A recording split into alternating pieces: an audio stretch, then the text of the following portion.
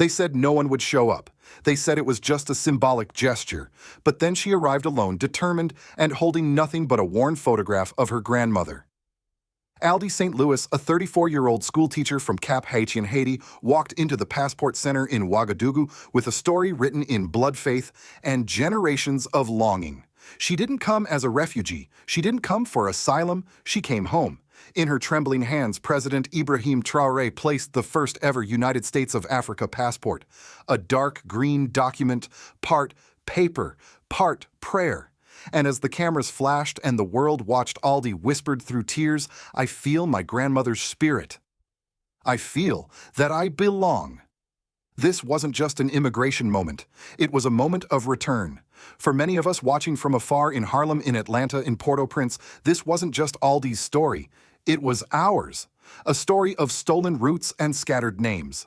A story that has waited 400 years to be told properly. And today we ask you, if you had a chance to reclaim your name, your place, your bloodline, would you take it? Because Africa is not just calling. She is opening her arms, and millions are answering. Please share if you feel that you are one of the first to know about and support this return. Subscribe if you believe that identity is not given by paperwork, it's restored by memory. Comment below, where did your ancestors come from, and would you apply for this passport if you could? It started not with a parade nor with a headline, but with a small woman walking slowly toward a government building in the heart of Ouagadougou, Burkina Faso. Her name was Aldi St. a 34-year-old schoolteacher from Cap Haiti in Haiti. She had no entourage, no press team, just a small worn bag, a faded photograph of her grandmother, and a piece of paper, a family tree traced by hand back to the Ivory Coast. She wasn't here to escape. She was here to reconnect. The air was still that morning. Security staff stood at attention, but there was no fanfare. Inside the Passport Center, the team was already buzzing. But when Aldi entered, something shifted. There was silence, a kind of reverence. People stood as she passed as though something sacred had arrived. President Ibrahim Traoré came down in person to greet her. He took the small folded documents from her hands, scanned them quickly, and then motioned for a sealed envelope. With calm precision, he opened it, and from within pulled a passport unlike any the world had seen before. Deep green, gold emblem of the African continent, embossed with 5 words, United States of Africa. Passport. He didn't hand it over like a bureaucrat. He placed it into her palms like it was history itself. And in that moment, caught by cameras and now etched into millions of memories, Aldi's eyes filled with tears. "When I hold this passport," she whispered, "I feel my grandmother's spirit. I feel that I belong." The room filled with journalists and staff erupted in applause.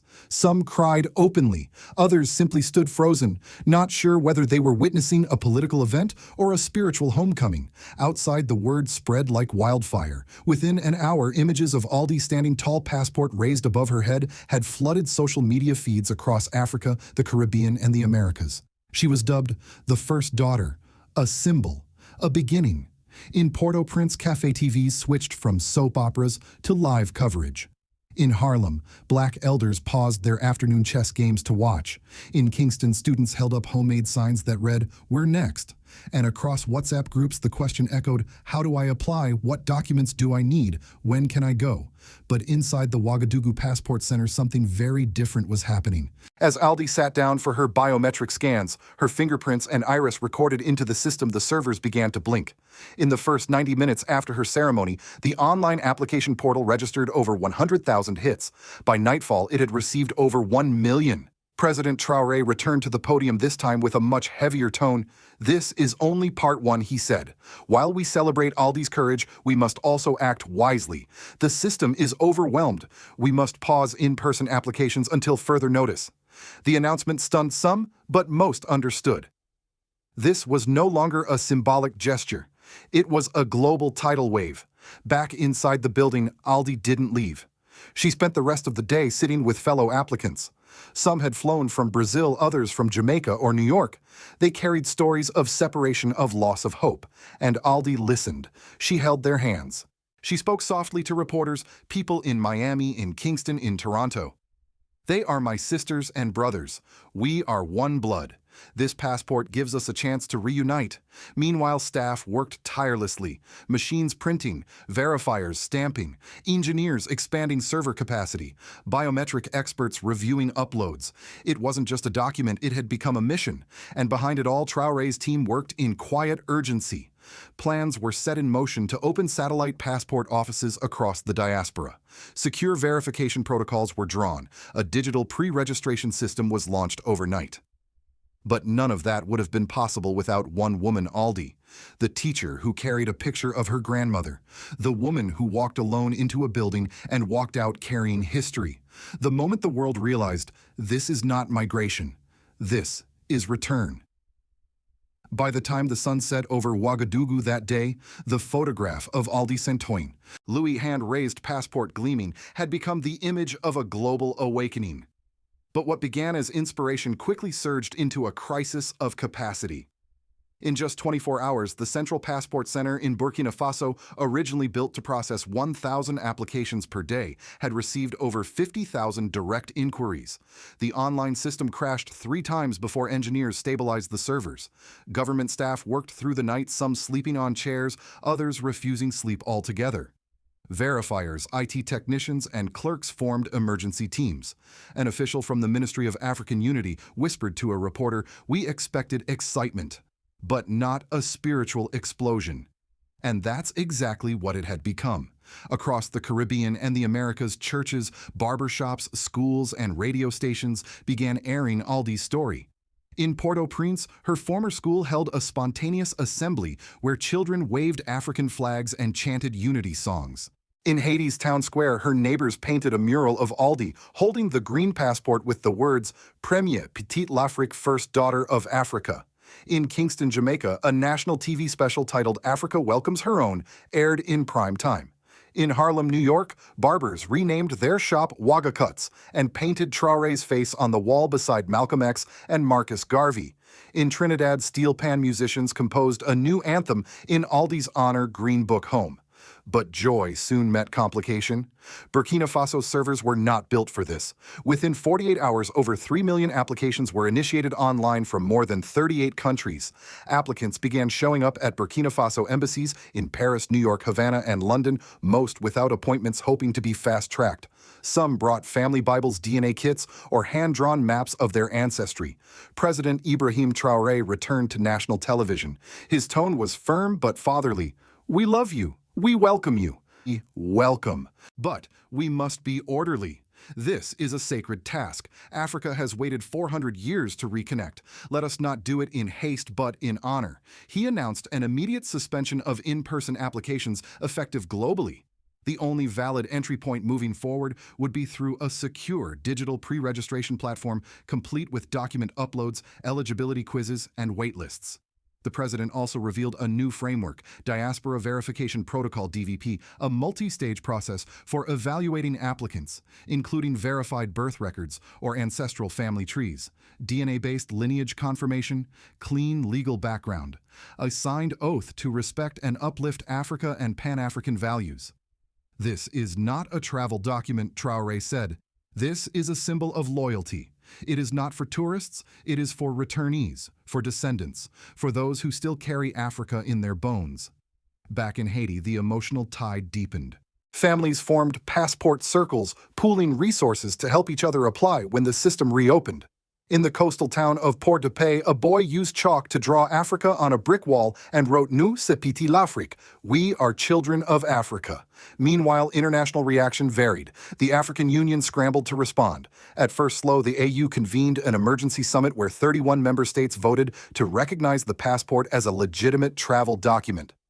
Some Caribbean governments established task forces to assist their citizens in applying.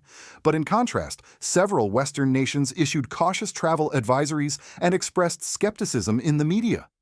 A British newspaper mocked the initiative as Pan-African nostalgia. One American outlet asked, "Can Africa absorb millions from the diaspora?" President Traoré answered in a press release, "Africa is not absorbing them. Africa is welcoming them back. What they call nostalgia, we call justice. What they mock as fantasy, we live as freedom." And in homes from Barbados to Baltimore, from Accra to Atlanta, that message echoed. The return had begun. The children of Africa, long scattered by chains and silence, were now finding their way back, not as victims, but as visionaries. What began as a single passport handed to one woman quickly evolved into the largest civil movement in Pan-African history since the end of colonialism. Within 1 week of Aldi St. receiving the passport, over 9.3 million applications had been submitted online. The weight of that number stunned even the most seasoned officials. Not since the fall of apartheid had Africa seen such a global wave of self-identification. But with the hope came pressure. In Ouagadougou, the streets around the National Passport Center became gathering points. Though the government had suspended new in-person applications, people still came just to stand where Aldi had stood, to take selfies beside the building, to touch the metal gate that now symbolized a return long overdue.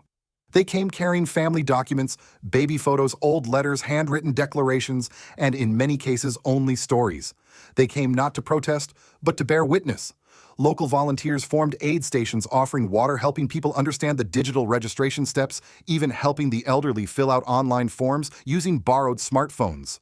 But Burkina Faso, a nation already rebuilding from conflict and economic hardship, now faced a new kind of test, a test of infrastructure identity and national responsibility. President Traoré moved swiftly. Within 10 days, his administration hired 5,000 new passport officers, opened 30 regional passport centers across West Africa, launched mobile passport clinics set to travel through the Caribbean and United States, began building 5 regional verification offices in Ghana, Rwanda, Tanzania, South Africa, and Senegal. But perhaps the most powerful action was the political redefinition of citizenship. In a televised speech from the National Assembly, Traoré proposed what he called the right of return doctrine, a legal framework recognizing all people of African descent as eligible citizens of the African Union bloc, regardless of birthplace. "We cannot heal the continent if we do not restore the family," he said. "The slave ships tore apart more than bodies. They erased belonging. Today we write a new law. A law of return, a law of justice." This proposal ignited fierce debate across the continent. In Nigeria, some politicians worried about foreign interference in domestic affairs. In South Africa, immigration officials expressed concern about strain on resources.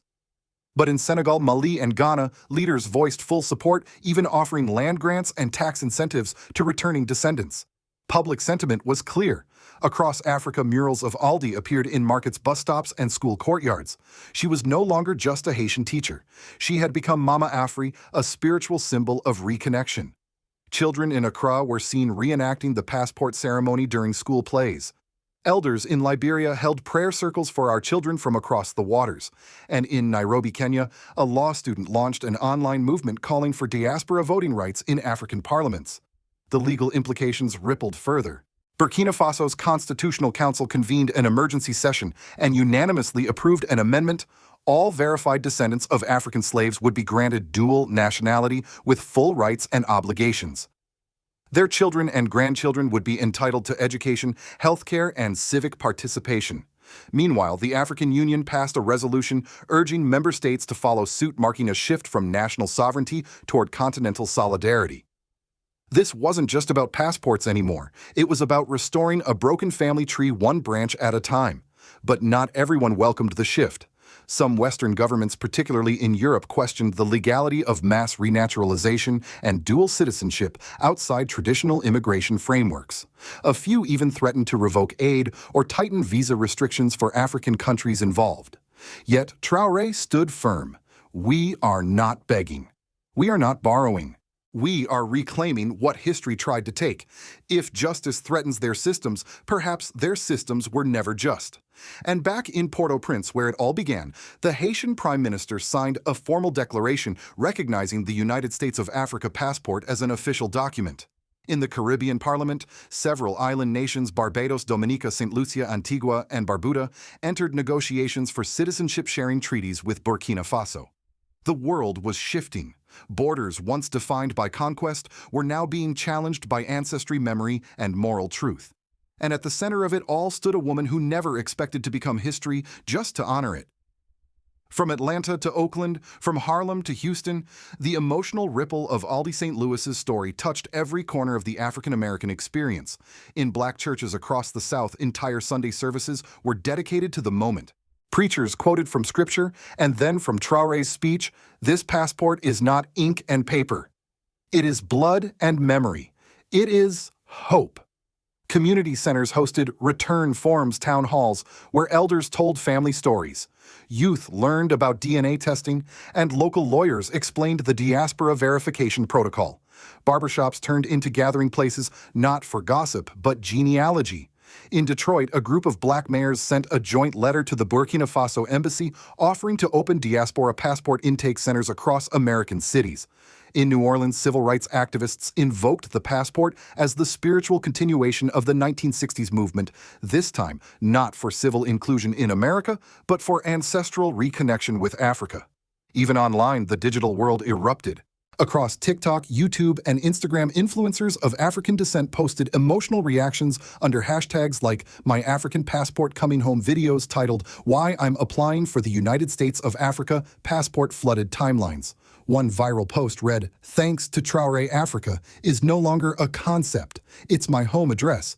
But not all voices were celebratory. Mainstream American media was divided. Some networks ran thoughtful coverage calling it a landmark in identity politics and a peaceful revolution.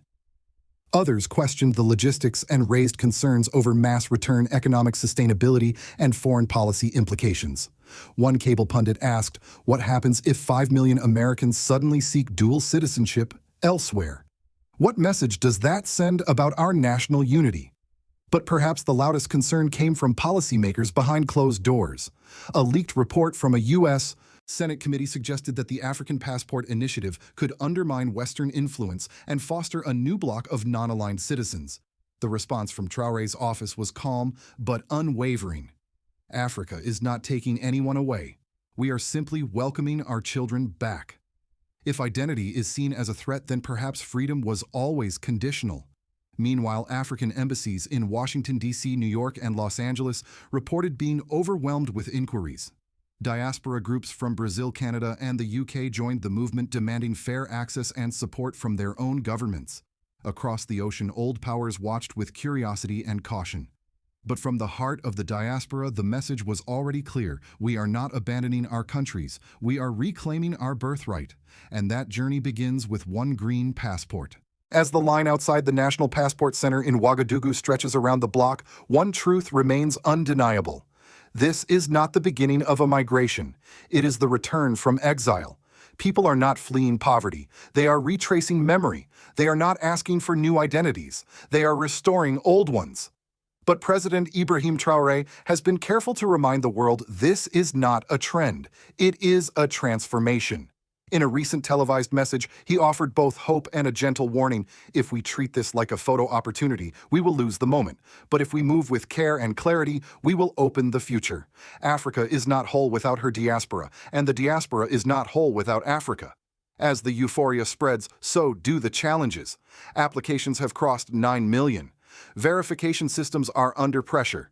Legal frameworks must evolve quickly, and questions of integration, economic, political, cultural, will define what comes next. But perhaps the greatest risk is forgetting why this all began. It did not begin with politics. It began with a photograph of a Haitian woman holding a green passport with both hands, eyes full of tears, voice shaking, saying, "I didn't come for fame. I came because I know where I belong."